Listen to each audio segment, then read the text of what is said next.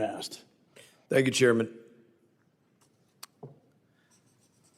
I don't have one friend that passed in Afghanistan that passed for nothing. They were serving their country. They were serving their brothers to their left and right and their sisters to their left and right in combat.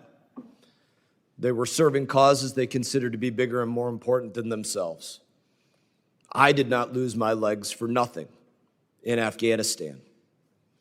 My service was absolutely squandered by what took place with the withdrawal from Afghanistan, but somebody would have to be a willful idiot to think that my operations in 2010 in Afghanistan somehow directly correlated to all the failures that took place in August in the withdrawal of Afghanistan. You'd have to be a willful idiot to think that, and you'd have to think people are idiots in order to go out there and present that as an argument. We need to look at the whole war, what Brian Mast did in 2010 in Afghanistan, and everybody that was there surrounding that. That's what led to what happened with the withdrawal of Afghanistan. My colleagues want you to think that that's what we need to be looking at. It's just simply not true. The fact of the matter is, the contempt of Secretary of State Antony Blinken exists because he does not put a priority on being present for important activities. Where was he during this catastrophic withdrawal from Afghanistan? He was vacationing in the Hamptons. That's where he was. Where was he when province after province of Afghanistan was falling? He was vacationing in the Hamptons. Where was he when he should have been looking at what's going to take place if all of the individuals in the embassy need to be evacuated? What plan are we doing to conduct getting them out of there? He was vacationing in Afghanistan, or not in Afghanistan. I wish he was in Afghanistan paying attention. He was vacationing in the Hamptons. What was he doing when people were hanging off the wings of aircraft, thinking about how they might get out of Afghanistan? He was vacationing in other places like the Hamptons.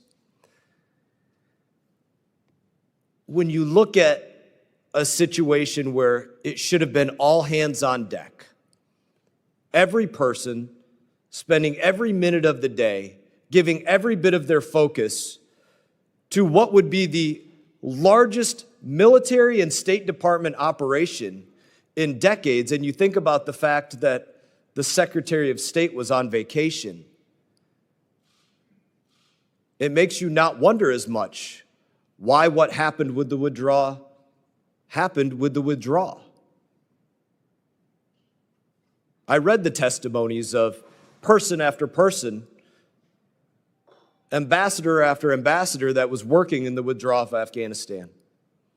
The fact of the matter is, there was basically no mention at all of the Secretary of State and where he was as the top dog in the State Department throughout that entire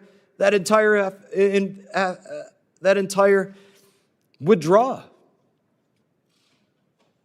Nobody spoke about where he was, what he was doing to help, how he was preventing people from hanging off the wings of aircraft, what he was doing to make sure that special immigrant visas would have the documentation that we need, that State Department had the appropriate number of people to deal with all of the special immigrant visa holders and each of their family members, their spouses, their children.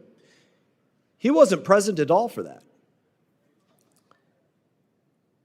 And if you want to go one step further and talk about the fact that we weren't there for nothing, those of us that served there, our service was squandered, but those who were there at the time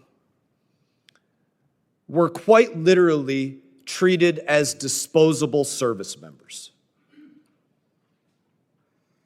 If the Secretary of State is not present, then he's treating those service members that need to come in and rescue his people as disposable. If he's not calculating what needs to take place with the special immigrant visa holders, then he's taking those service members that are flying those aircraft and they're guarding the walls, he's treating them as disposable.